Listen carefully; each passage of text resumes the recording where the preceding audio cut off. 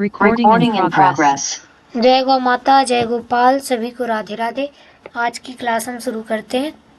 पहले गौ माता की वंदना करेंगे।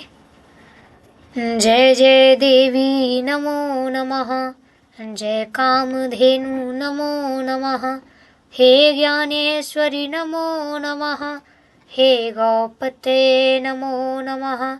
जय जय देवी नमो नमः, जय कामधेनु नमो नमः, हे ज्ञानेश्वरी नमो नमः, हे गौपते नमो नमः।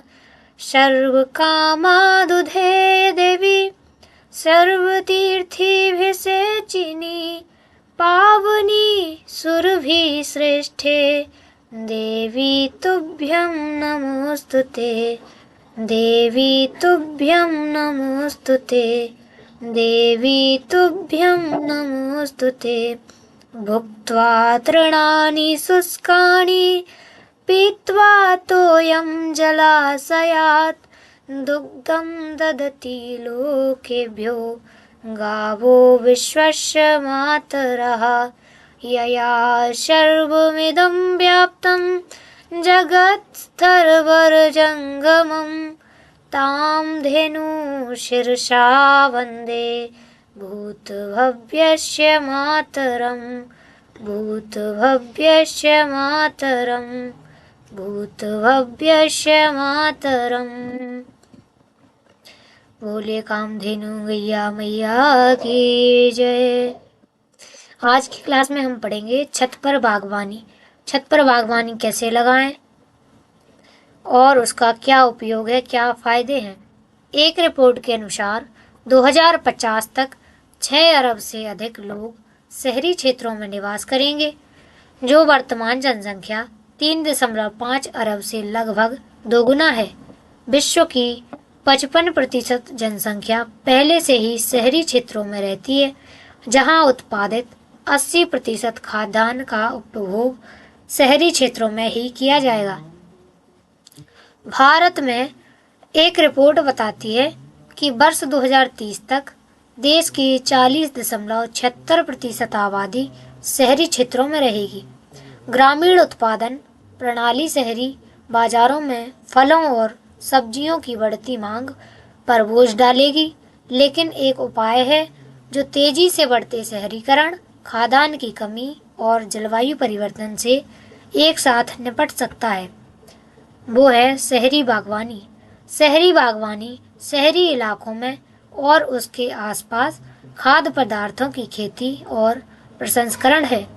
शहरी बागवानी पशुपालन, जलीय कृषि, मधुमक्खी पालन और बागवानी भी शामिल है। अनिवार्य रूप से यह शहर की सेटिंग में उगाई जाने वाली एक पारंपरिक फसल है। शहरीकरण और अधिक लोगों की अपनी खेती बाड़ी करने की इच्छा के साथ शहरी बागवानी एक लोकप्रिय और प्रभावी विकल्प बन गई है। पारंपरिक धारणा से हटकर कि फसल उत्पादन केवल ग्रामीण क्षेत्रों में ही किया जा सकता है, विकासशील क्षेत्र में शहरी आबादी की तेज वृद्धि खाद्य आपूर्ति प्रणालियों पर भारी मांग डाल रही है, जिससे संकट के दौरान खाद्य की कमी हो रही है। शहरी बागवानी इस संकट को हल करने में मदद कर सकती है। इस कंक्रीट के जंगल में उपलब्ध न्यूनतम भूमि का उपयोग बागवानी के लिए किया जा सकेगा। इस समस्या से निजात पाने का एक उपाय छत पर बागवानी करना और उसे बढ़ावा देना है। छत पर बागवानी करने के लिए हमें किन बातों का ध्यान रखना चाहिए? छत पर पर्याप्त धूप आनी चाहिए। छत मजबूत होनी चाहिए ताकि वजन सह सके। छत पर जल निकासी का उचित प्रबंधन होना चाहिए। पौधों को उनकी जरूरत के अनुसार धूप दें। पौधों को पानी दें। मिट्टी को नम रखें लेकिन गीली न होने दें। नियमित रूप से पौधों को नियमित रूप से गोबर खाद दें। बढ़ते हुए पौधों को आकार देने और स्वस्थ रखने के लिए नियमित रूप से छटाई करें। खाद व कीड़े मकोड़ों से बचाव की तैयारी करें। वाटरप्रूफ फ्लोर तैयार करें। ईंट से बेस बनाएं। छत पर बागवानी करने के लिए इन बातों का ध्यान रखें कि छत पर बागवानी करने के लिए आपको वाटरप्रूफिंग उपकरण कंटेनर, बीज आदि के लिए निवेश करना होगा। विभिन्न प्रकार के कंटेनरों का उपयोग किया जा सकता है, जैसे कि गमले, ग्रो बैग आदि। गमलों में मृदा एवं थर्मोकोल के बॉक्स में कोकोपीट एवं कंपोस्ट का मिश्रण जरूरत के अनुसार भर लेते हैं। छत पर बागवानी करने से ताजे और पोषण से भरपूर खाद्य पदार्थ मिलते हैं। यह भूमि उपयोग का एक वैकल्पिक साधन है। साथ ही छत पर बने बगीचे शोर से बचाव भी प्रदान करते हैं। छत पर गार्डन के लिए भारी गमलों का प्रयोग न करें। वैसे तो इस गार्डनिंग के लिए बरसात का मौसम सबसे अच्छा माना जाता है, लेकिन किसी विशेषज्ञ की सलाह से इसमें मौसम के अनुसार पौधे लगाएं। इसके अलावा छत पर गार्डन के लिए मिट्टी के भारी गमलों से बचें। इससे खर्च कम होगा और आपकी छत पर भार ज़्यादा नहीं पड़ेगा। हैंगिंग गमले। छत पर बगीचे के लिए हैंगिंग गमलों का इस्तेमाल करना अच्छा रहता है। इससे न सिर्फ छत ज़्यादा हरा भरा लगता है, बल्कि लटकते हुए फूलों वाले गमले गार्डन को सुंदर बना देते हैं। उनकी पूरी देखभाल करें।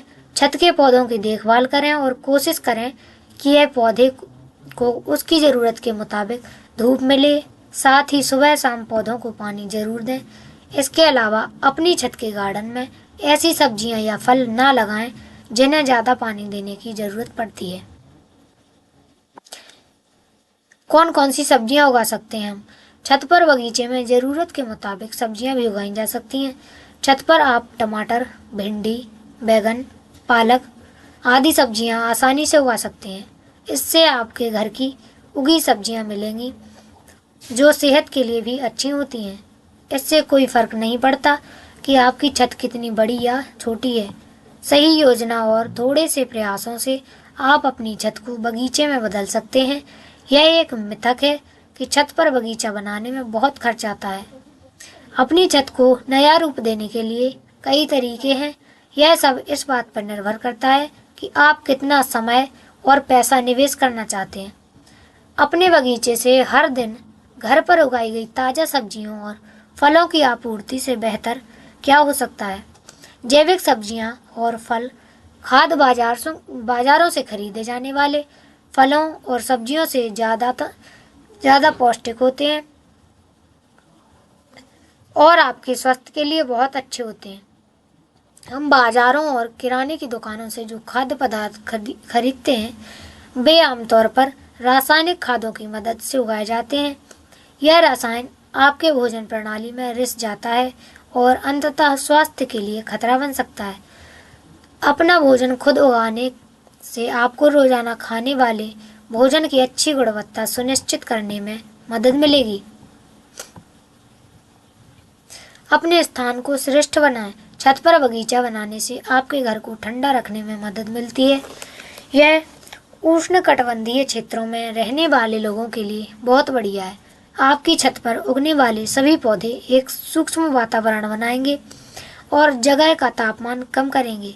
इसलिए जब आप पौष्टिक घर में उगाएंगे भोजन का आनंद लेते हैं, तो आप एससी के बड़े बिलों से भी बच सकते हैं।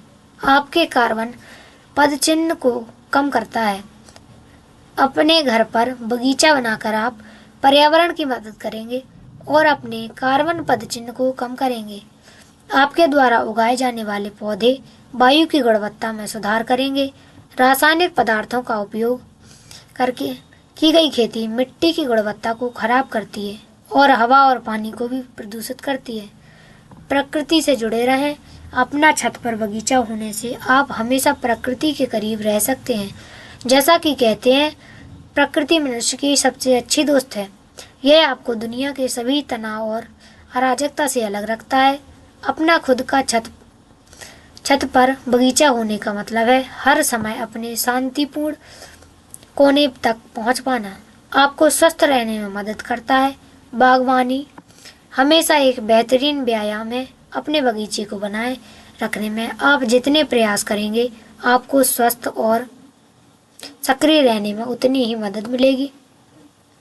अपने पौधों की देखभाल करना, उन्हें पानी देना और अन्य गतिविधियां आपको शारीरिक रूप से सक्रिय रखेंगी और आपकी रोजमर्रा की उबाऊ व्यायाम दिनचर्या से दूर रखेगी। छत पर बागवानी की मूल बातें। एक बार जब आप अपने छत पर बगीचा बनाने के बारे में अपना मन बना लेते हैं तो आपको एक सूची बनानी होगी और शुरुआत करने में मदद के लिए निम्नलिखित बातों का ध्यान रखना होगा। स्केच लेआउट तैयार करें। इससे पहले कि आप अपने बागवानी कौशल का उपयोग करना शुरू करें, अपने छत के बगीचे का एक मोटा स्केच बनाएं। योजना बनाएं कि आप अपने साग सब्जियों को कैसे लगाएंगे। क्या आप उन्हें कंटेनरों, उभरी हुई क्यारियों में लगाएंगे या अपनी छत पर खड़ी जगह का उपयोग करेंगे। आप अपने बगीचे के बीच में बैठकर प्रकृति का आनंद लेने के लिए एक बैठक व्यवस्था भी बना सकते हैं।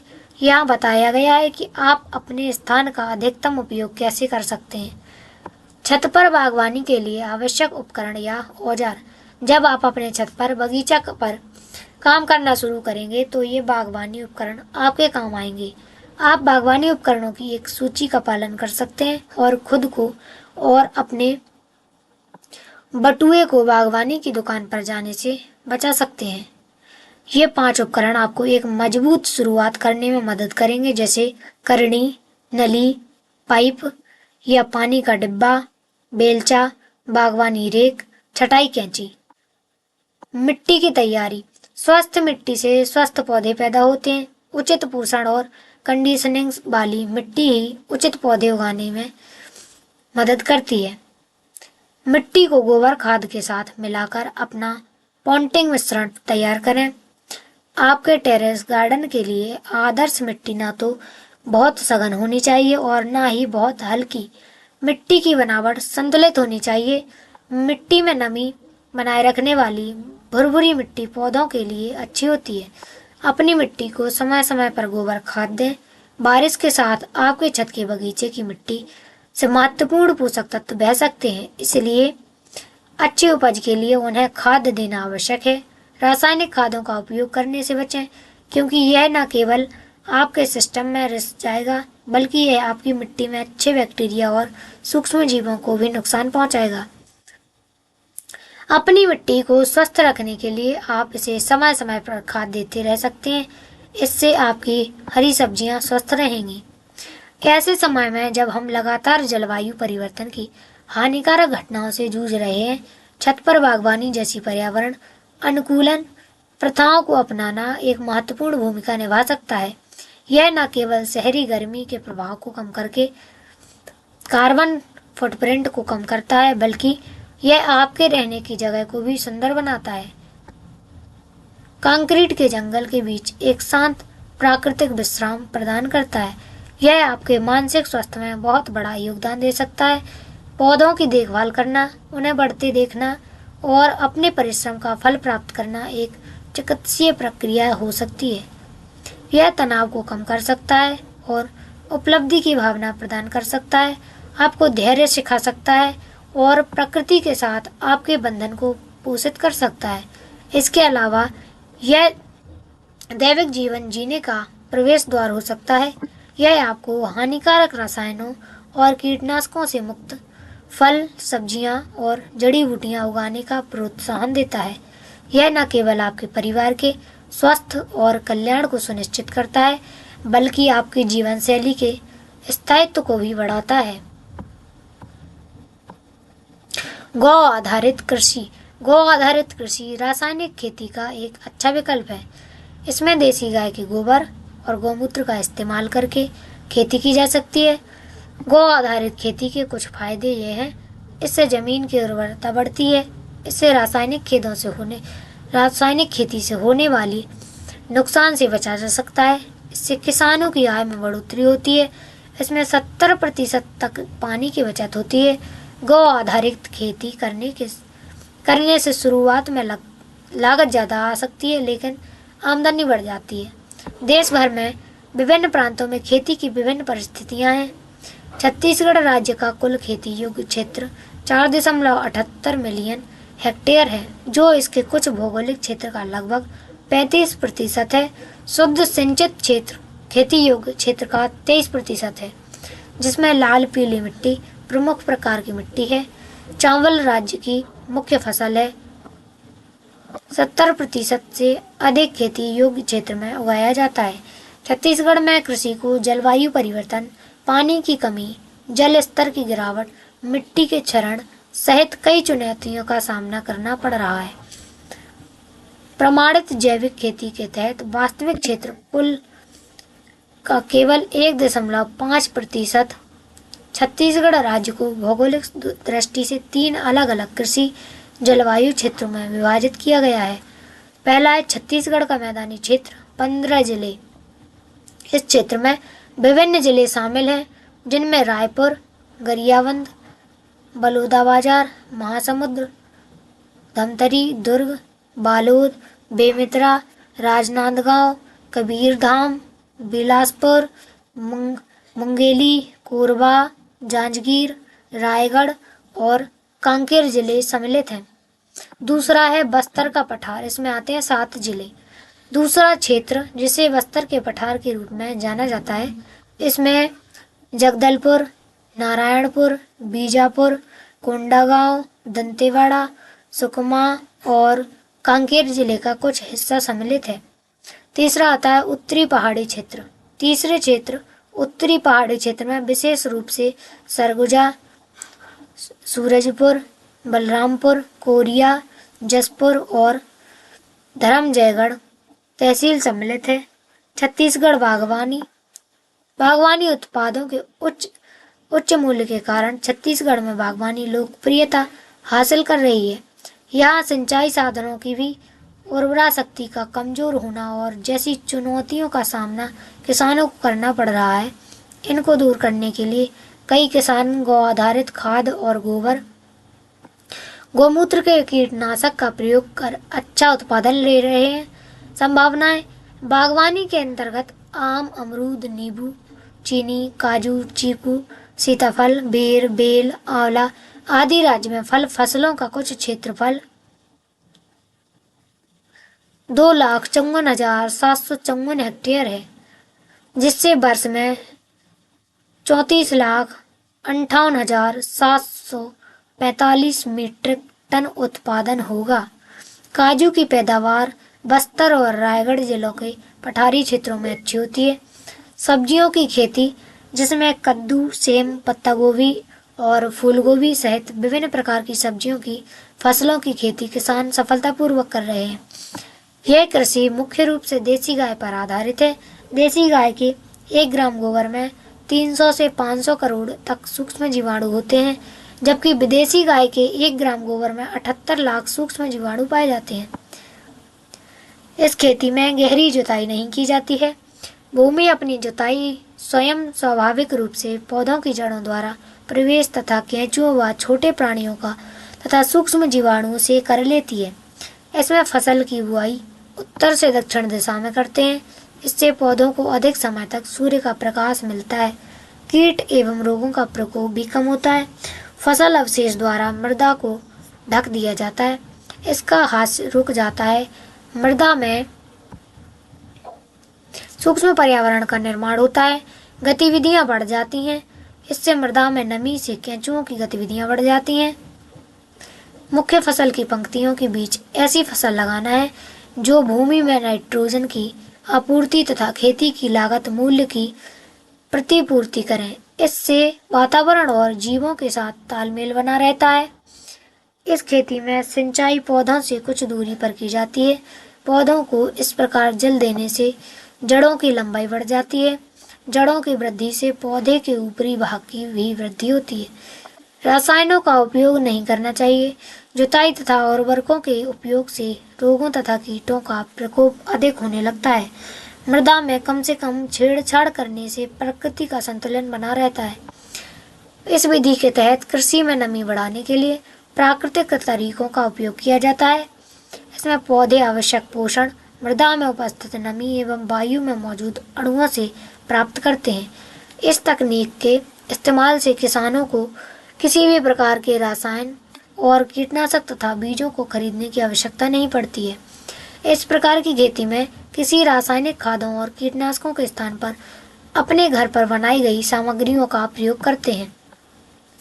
ऐसी खेती करने के दौरान लागत कम आती है। इस खेती से मृदा में उपस्थित जैव विविधता का विकास होता है, मृदा की उर्वरा शक्ति बढ़ती है तथा फसलों की पैदावार अच्छी होती है। उपज की अच्छी गुणवत्ता होने के कारण बाजार में दाम भी अच्छे मिलेंगे। जलवायु परिवर्तन के कारण फसलों को होने वाले नुकसान के प्रभावों को भी यह कम करती है। पौधों को पानी की कम जरूरत होती है तथा भूमि की उर्वरा शक्ति के साथ साथ मृदा की भौतिक, रासायनिक एवं जैविक गुणवत्ता भी बढ़ जाती है। वातावरण के सभी कारकों एवं जीवों के साथ तालमेल बनाकर पारिस्थितिक तंत्र को व्यवस्थित रखता है, जैसे मानव स्वास्थ्य की सुरक्षा, पर्यावरण की सुरक्षा, भूमि के कटाव से बचाव, भूमि में उच्च मान का संतुलन, सूक्ष्म पर्यावरण का जलन। गौ आधारित खेती समय की मांग है। यह प्राचीन काल से भारतीय संस्कृति, भारतीय सभ्यता और परंपराओं का अंग है। हमारे वेदों, पुराणों, उपनिषदों में गौ आधारित खेती के ज्ञान का खजाना मिलता है। यह खेती हमारी जड़ों से जुड़ी है। हमारे पूर्वज सदियों पहले से यह खेती करते रहे हैं। गौ आधारित खेती को अपनाना है, धरती माता को सुरक्षित बनाना है। भारत को स्वभाव और संस्कृति से कृषि आधारित देश कहा गया है। इसलिए जैसे जैसे हमारा किसान आगे बढ़ेगा, वैसे वैसे हमारा देश आगे बढ़ेगा। प्राकृतिक खेती समृद्धि का साधन होने के साथ ही हमारी धरती माँ का सम्मान और सेवा भी है। आप प्राकृतिक खेती करते हैं तो आप धरती माता की सेवा करते हैं। मिट्टी की क्वालिटी, उसकी उत्पादकता की रक्षा करते हैं। जब आप गौ आधारित खेती करते हैं तो आप प्राकृतिक और पर्यावरण की सेवा करते हैं। जब आप गौ आधारित खेती करते हैं तो आपको गौ माता की सेवा का भी सौभाग्य मिलता है। गौ आधारित खेती किसानों के लिए समृद्धि का मार्ग है। यह खेती पद्धति किसानों के लिए समृद्धि का मार्ग प्रशस्त करती है। जिस तरह जंगलों में पौधे प्राकृतिक रूप से फलते फूलते हैं, उसी तरह खेतों में किसान गौ आधारित पद्धति खेती करके उत्पादन बढ़ाने के साथ ही अपनी जमीन की उर्वरा शक्ति भी बढ़ा सकते हैं। यदि किसान इस खेती को अपनाएंगे तो अब इससे रासायनिक खेती से होने वाले नुकसान से भी बचा जा सकेगा। गौ आधारित खेती से किसानों की आय में वृद्धि भी संभव है और इसमें 2% जल तक की बचत भी होती है। आवश्यकता है कि यह बात हर किसान तक पहुंचाई जाए और किसान हर प्रकार से इस खेती को न केवल अपनाए बल्कि उसका अधिक से अधिक प्रचार प्रसार कर इसको जन आंदोलन बनाए। रासायनिक खाद, कीटनाशक के उपयोग से बढ़ रहे हैं कैंसर जैसे रोग। भूमि की उर्वरा शक्ति ऑर्गेनिक कार्बन पर निर्भर करती है।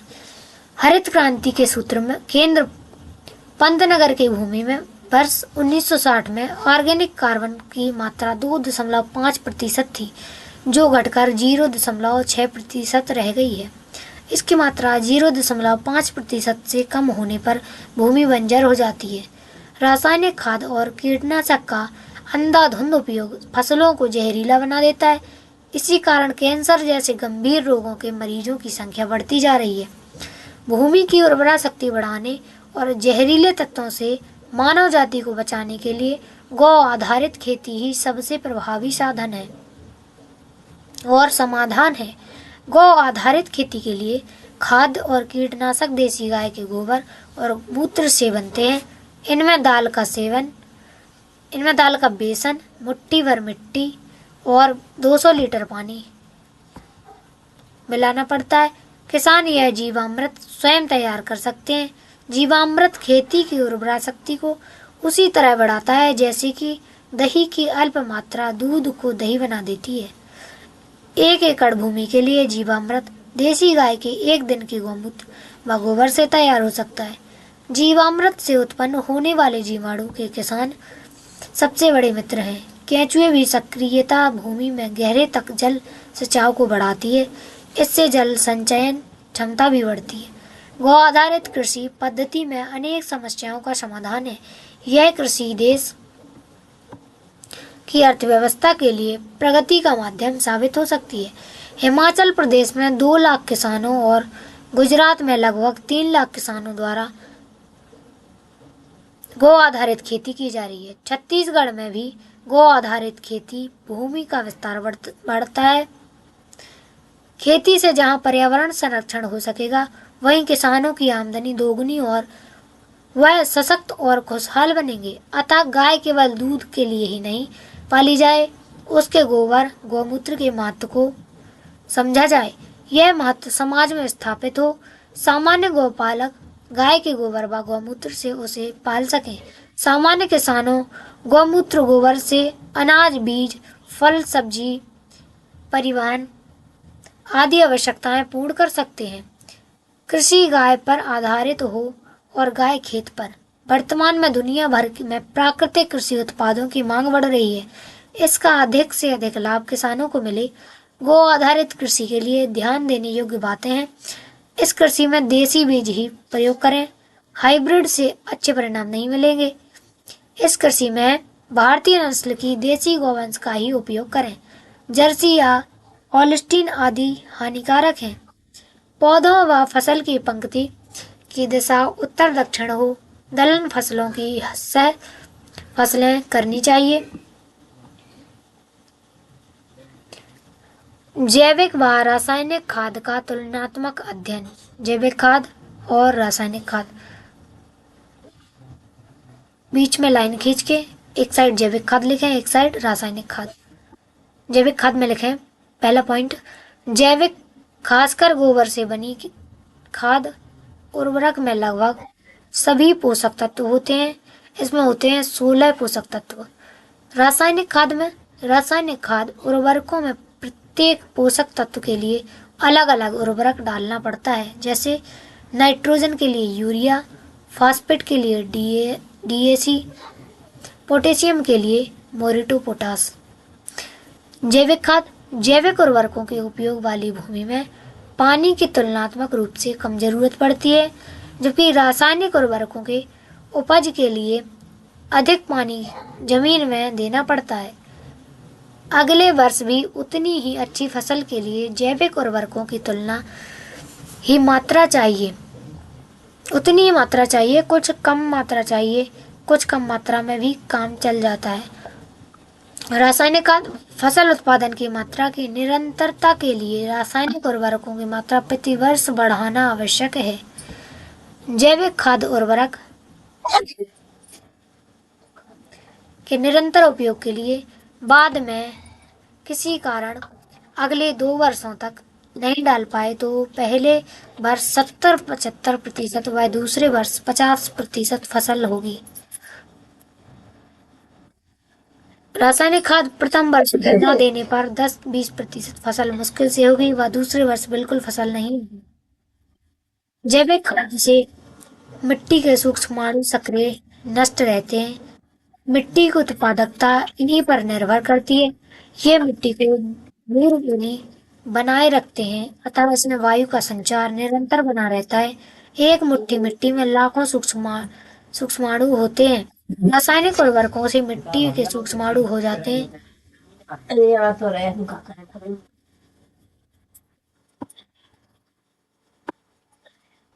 Recording in progress. रासायनिक उर्वरकों से मिट्टी के सूक्ष्माणु हो जाते हैं। इसके निरंतर उपयोग से जमीन पूर्णतः बंजर व अनुपजाऊ हो सकती है। जैविक खाद के प्रयोग से उपज की गुणवत्ता तो होगी ही, वह स्वास्थ्य पर दुष्प्रभाव भी नहीं डालेगी। रासायनिक खाद से उत्पाद फसल में गुणवत्ता का अभाव व कई प्रकार के शारीरिक विकार व रोग हो सकते हैं। अपनी गुणवत्ता के कारण जैविक खाद से उत्पादित फसल का बाजार भाव भी ऊंचा होगा। रासायनिक खाद के उपज का बाजार में भाव कम हो जाता है। दुनिया के विकसित देशों में जैविक खाद का अधिक उपयोग होने लगा है। दुनिया के सभी देशों में हतोत्साहित किया जा रहा है। जैविक खाद प्राकृतिक खेतों जैसे पौधे और पशु पदार्थ से प्राप्त होते हैं और रासायनिक रूप में संश्लेषित होते हैं। रासायनिक खाद को कृत्रिम रूप से निर्मित किया जाता है। जैविक उर्वरक अधिक टिकाऊ और पर्यावरण के अनुकूल माना जाता है। रासायनिक उर्वरक पर्यावरण के अनुकूल नहीं होते, प्रतिकूल प्रभाव छोड़ते हैं।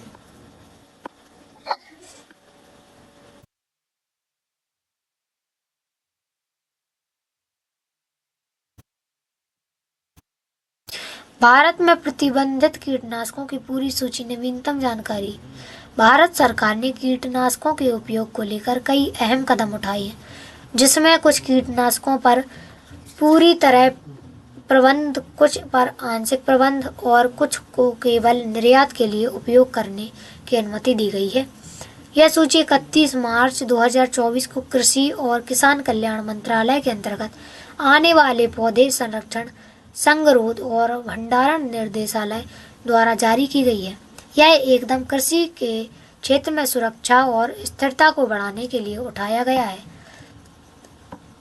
पहला है अलाक्लोर, दूसरा aldicarb, aldrin, benzene hexachloride, benomyl, calcium cyanide, carbaryl, क्लोबरेनल, chlorbenzilate, chlordane, chlorofenvinphos, copper acetoarsenite, diazinon, dibromochloropropane, dichlorvos, dicofol, dinocap, endosulfan कोड आदेश के तहत प्रतिबंधित है।